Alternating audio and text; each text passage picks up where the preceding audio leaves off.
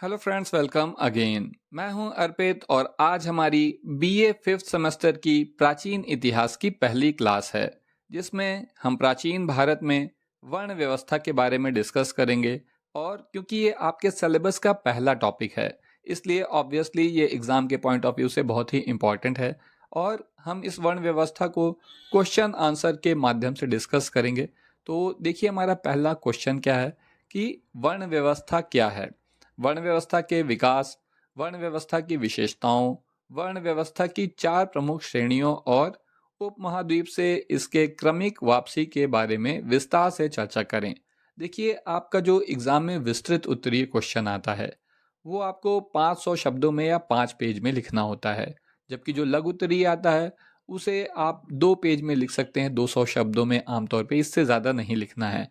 ये जो मैंने क्वेश्चन बनाया है, तो ये इस लिहाज से बनाया है कि इस टॉपिक पर वर्ण व्यवस्था से रिलेटेड चाहे जो भी क्वेश्चन आए, आप उसका आंसर देने में सक्षम हो। आप ये बात ध्यान रखिएगा कि आप किसी भी क्वेश्चन का आंसर 5 पेज से ज़्यादा नहीं देंगे, क्योंकि ये मैक्सिमम लिमिट होती है।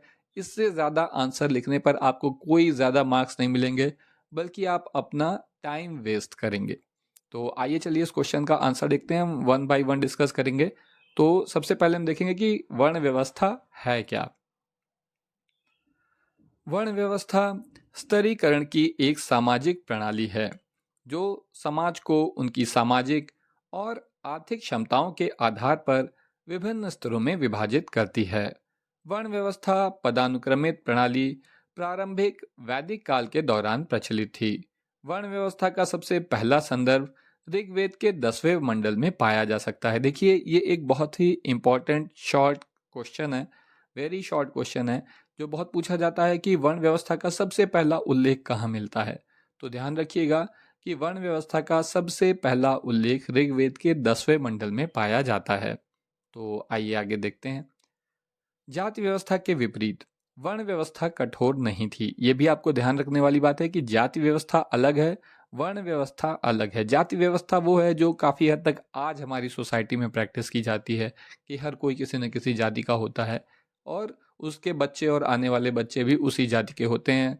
जैसे हम आप उसी जाति के होंगे जिसके हमारे माता पिता हैं।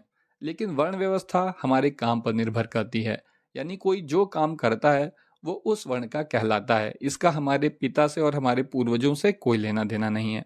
तो आइए देखें। जाति व्यवस्था के विपरीत वर्ण व्यवस्था कठोर नहीं थी, अर्थात यह व्यक्ति की सामाजिक गतिशीलता की अनुमति देती थी।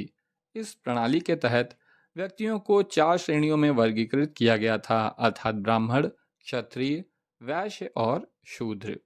प्रत्येक वर्ण को अपने दायित्वों का पालन करना था और वर्ण मानदंडों का पालन करना था।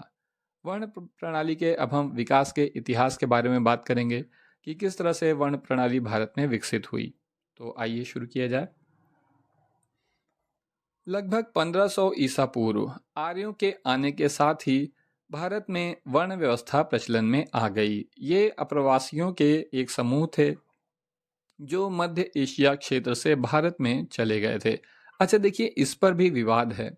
बहुत से इतिहासकारों का मानना है कि आर्य यहाँ के मूल निवासी ही थे और वो कहीं बाहर से नहीं आए थे, जबकि बहुत से लोगों का ऐसा मानना है कि आर्य बाहर से आए थे, यहाँ के मूल निवासी नहीं थे। तो लेकिन इस बात को ज़्यादा मान्यता है। देखिए, यहाँ पर जो कह रहे हैं कि आर्य जो थे ये अप्रवासियों का एक समूह थे जो मध्य एशिया क्षेत्र से भारत में चले गए थे। वे गोरी चमड़ी वाले लोग थे और अपनी नस्लीय श्रेष्ठता को बनाए रखने के प्रयास में उन्होंने देश के मूल निवासियों यानी काली चमड़ी वाले लोगों से खुद को अलग किया। आर्यों के आगमन ने भूमि के मूल निवासियों के विरोध को आमंत्रित किया, जिन्हें दास कहा जाता था। इस संघर्ष ने दासों को गुलाम बनाने के इरादे से समूह को 2 भागों में विभाजित कर दिया। ऋग्वैदिक काल में ही समाज का विभाजन हुआ। आर्यों के एक समूह ने खुद को समुदाय से अलग कर लिया और बौद्धिक नेतृत्व के लिए दावा किया। इस समूह को पुजारी कहा जाता था। इसके साथ ही एक और समूह ने खुद को अलग कर लिया और समाज की रक्षा के लिए दावा किया, जिसे राजन्या कहा जाता था। इस प्रकार समाज 3 समूहों में विभाजित हो गया। पुजारी, राजन्य और आम लोग। व्यवसाय इसी सामाजिक विभाजन पर आधारित है। उत्तर वैदिक काल में शूद्र नामक एक नए वर्ण का उदय हुआ। इसकी जानकारी ऋग्वेद के 10वें मंडल से प्राप्त की जा सकती है।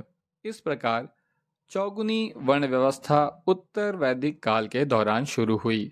ब्राह्मण, क्षत्रिय और वैश्यों को द्विज का दर्जा दिया गया था, जबकि शूद्रों को द्विज स्थिति के दायरे से बाहर रखा गया था और उन्हें ऊपरी 3 वर्णों की सेवा के लिए बनाया गया था। तो अब हम बात करेंगे वर्ण व्यवस्था की विशेषताओं को। यह बहुत ही इंपॉर्टेंट क्वेश्चन है कि वर्ण व्यवस्था की विशेषताओं को लिखिए। तो आइए देखते हैं। वर्ण व्यवस्था एक श्रेणीबद्ध व्यवस्था थी। इसने समाज को चौगुनी वर्ण व्यवस्था में विभाजित किया। वर्ण व्यवस्था के तहत लोगों को उनकी सामाजिक आर्थिक स्थिति के आधार पर दर्जा दिया जाता था। धर्म का पालन करने के लिए किए गए बलिदान और योगदान के आधार पर स्थिति भी निर्धारित की गई थी। वर्ण व्यवस्था जाति व्यवस्था की तरह कठोर नहीं थी। एक व्यक्ति के पास अपनी क्षमता के आधार पर किसी भी व्यवसाय का अभ्यास करने का विकल्प था। अछूतों को वर्ण व्यवस्था में हिस्सा नहीं दिया गया था, यानी कि उन्हें वर्ण व्यवस्था का हिस्सा नहीं माना जाता था। अब हम बात करेंगे वर्ण व्यवस्था के उद्देश्य के बारे में कि इसके पीछे उद्देश्य क्या था, इस व्यवस्था को बनाने के पीछे। तो वर्ण व्यवस्था के तहत समाज को 4 अलग अलग वर्णों में विभाजित किया गया था, लेकिन लोगों को उनके व्यवसाय और क्षमताओं के अनुसार अलग अलग वर्ण दिए गए थे। इन मापदंडों के आधार पर दिए गए वर्गीकरण से समाज के बेहतर वर्गीकरण में मदद मिलती थी। कर्तव्यों को अधिनियम के तहत वर्गीकृत किया गया है, जो किसी को सौंपे गए कर्तव्यों के उचित प्रदर्शन की ओर ले जाता है। यह समाज में सद्भाव की ओर जाता है, क्योंकि किसी के कर्तव्यों को ठीक से जाना जाता है और वैमनस्य और अराजकता को रोकता है। इससे विवादों को सुलझाने में मदद मिलती है। यह अंततः शाश्वत शांति, स्वतंत्रता और साझा समृद्धि की ओर ले जाएगा।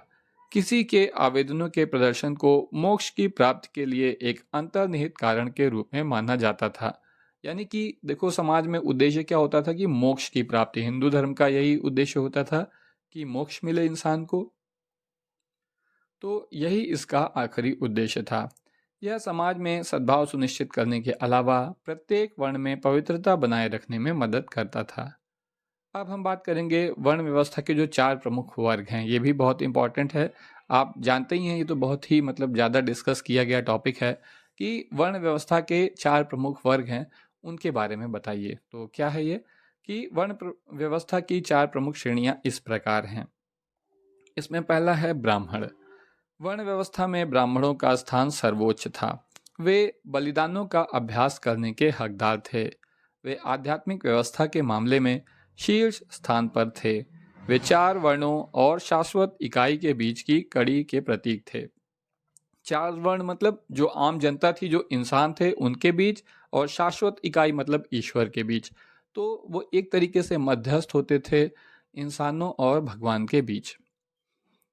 एक ब्राह्मण महिला एक ब्राह्मण पुरुष से शादी कर सकती है, हालांकि उसे अपनी पसंद के पुरुष से शादी करने की पर्याप्त स्वतंत्रता दी गई थी।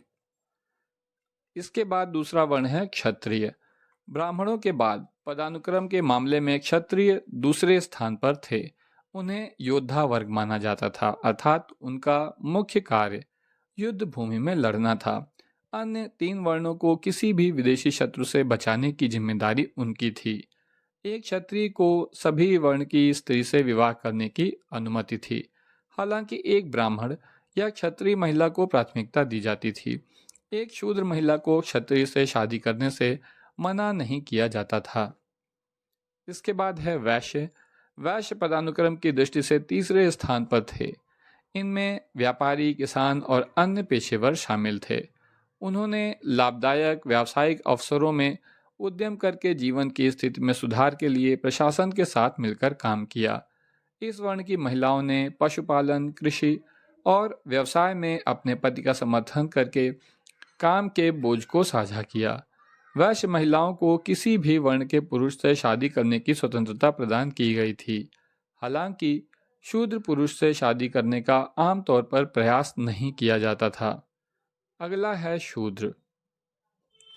उन्होंने पदानुक्रम के मामले में सबसे निचले स्थान पर कब्जा किया। मुख्य कार्य ऊपरी 3 वर्णों की सेवा करना और नौकरशाही का काम करना था। उन्हें किसी भी तरह के अनुष्ठान करने से रोक दिया गया था। उन्हें अर्थवेद में वर्णित वेदों को सुनने और याद करने की अनुमति थी, यानी कि वो इन सबको सुन सकते थे, पढ़ सकते थे, अध्ययन कर सकते थे। कुछ शूद्रों को किसानों और व्यापारियों के रूप में काम करने की भी अनुमति थी। शूद्र महिलाएं किसी भी वर्ण के पुरुष से विवाह कर सकती थीं। हालांकि एक शूद्र पुरुष केवल शूद्र वर्ण की महिला से विवाह कर सकता था। देखो, इसके पीछे एक वजह यह भी थी कि ये पितृ सत्तात्मक व्यवस्था थी, यानी कि पिता ही जो है वो परिवार का मुखिया होता था, तो उसकी आर्थिक स्थिति भी वैसी ही होती थी। और अगर हर कोई चाहता है कि वो अपने और अमीर बन जाए, तो शायद यही वजह रही होगी। अदरवाइज लेकिन कुल मिलाकर अगर देखा जाए इतिहास के बारे में, तो जाति व्यवस्था एक अच्छी व्यवस्था नहीं रही है। तो ये जितना जल्दी अब ख़त्म हो जाए उतना ही अच्छा है। तो आइए, लेकिन अब हम आगे देखते हैं। व्यवस्था में वैश्यों का महत्व। वैश्यों का क्या महत्व था व्यवस्था में?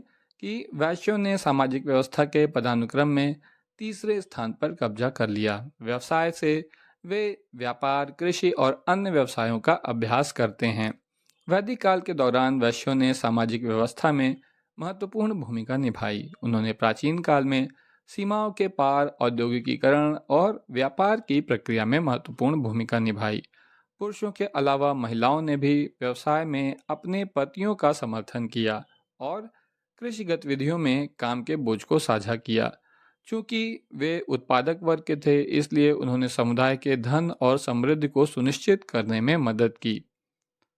तो देखिए, ये भी एक काफ़ी इम्पॉर्टेंट क्वेश्चन है कि अक्सर पूछा जाता है कि जो प्राचीन भारत की जो व्यवस्था थी उसमें वैश्यों का क्या महत्व था, क्योंकि बाकी लोगों का महत्व तो बिल्कुल स्पष्ट रूप से दिखाई दे रहा है कि कोई युद्ध कर रहा है, कोई योद्धा है, या कोई जो है बीच में मध्यस्थ बना हुआ है। लेकिन वैश्यों का क्या महत्व था, ये एक काफ़ी इम्पॉर्टेंट क्वेश्चन है और जो कि हमेशा लघु उत्तरीय में आता है। तो आप वहाँ पर इसका आंसर ये लिख सकते हैं।